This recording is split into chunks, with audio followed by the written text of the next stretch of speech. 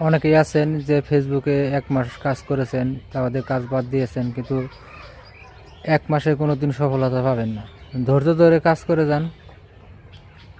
অনেকেই আছে দেখেন ১ বছর ধরে কাজ করতেছে, তাও কোনোদিন সফলতা পায়নি এন্তরি।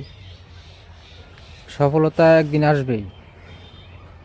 ফেসবুকের রিচ, এঙ্গেজমেন্ট সব কিছু ঠিকঠাক থাকলে পারে এবং ফলোয়ার থাকলে পারে অবশ্যই সফলতা পাবেনই। নিয়মিত ভিডিও ছাড়বেন,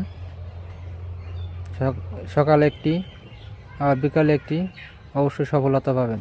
ভালো থাকবেন সবাই।